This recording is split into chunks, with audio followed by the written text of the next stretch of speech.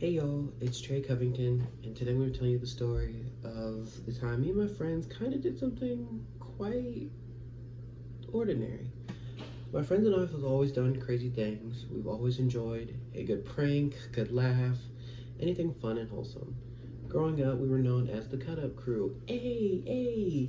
As a member of the CUC, you always had to be down for your friends, whether they were right, wrong, or indifferent.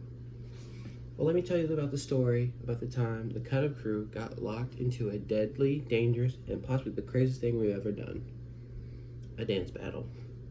It was a normal day for the group. Duran, Amaya, Nick, Jessica, and I were hanging out, just enjoying each other on a beautiful Saturday afternoon. We were driving around our hometown of Roanoke, Virginia, as a collective, just being in each other's life. We were enjoying some nice music, laughing and telling jokes, enjoying the time we had left. We knew our time together was going to get cut short due to me leaving for college. We've all known each other since we were kids, so we've always been in each other's lives one way or another. After driving around town for a while, we got bored and stopped at our local 7-Eleven.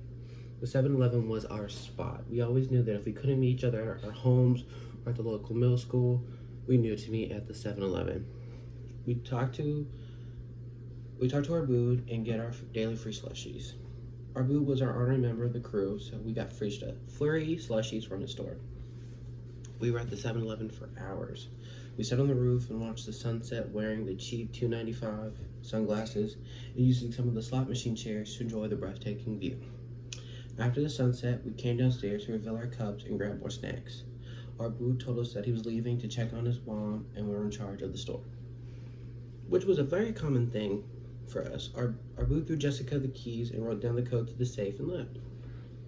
After working on the counter for some hours, a group of big, burly men arrived. The men were drunk. They struggled to pull open the door.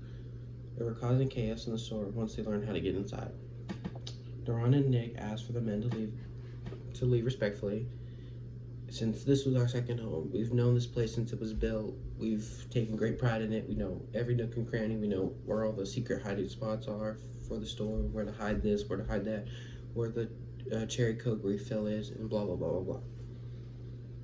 Amaya was helping a woman check out, and I was refilling the Coke machine. Fun fact: cherry Coke is very popular at our 7-Eleven. The men were not listening to the guy's request of being respectful in the store. Jessica looked at me with concern when one of the men did an inappropriate hand signal to Jessica. I finally had it when they tipped over the glass displays of Armud's family that sat on the counter. I screamed, "Get out!" I repeatedly screamed over and over until I drew attention to myself.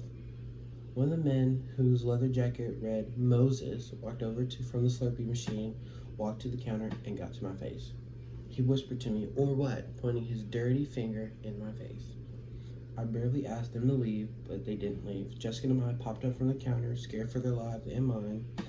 I quickly came up with the idea of a dance battle in front of the store by pump number 5. Pump number 5 having the most space.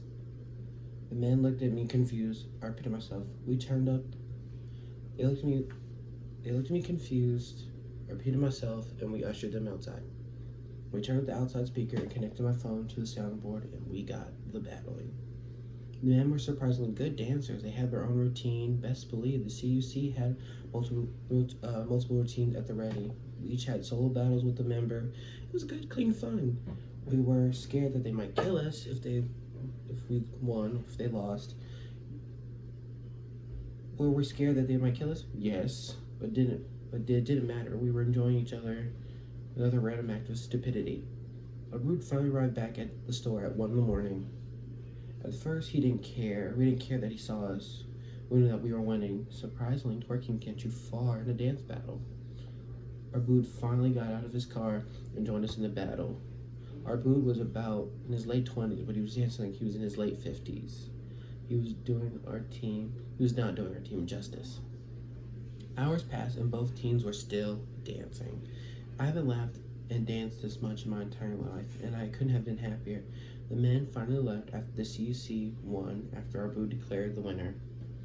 We followed behind our boo into the store to help him close the store down properly this time. Our boo went behind the counter and handed us a trophy. We looked at each other confused because, like, how did he have a trophy at the ready? And I didn't remember there being a trophy behind the counter. Our Boot had planned this dance battle all along. Our Boot knew that I was leaving and he wanted to make the last few days memorable. I took everyone home and helped them get in their beds because, they were tired. I'm the dad of the group. I've always been the dad of the group. I was the oldest, and I just took pride in, everyone, because I viewed everyone like my younger siblings, even though they were taller than me, except for Nick. I drove home and collapsed on my couch just for my phone alarm to ring to work my final shift at Lydia's Italian Kitchen. Thank you.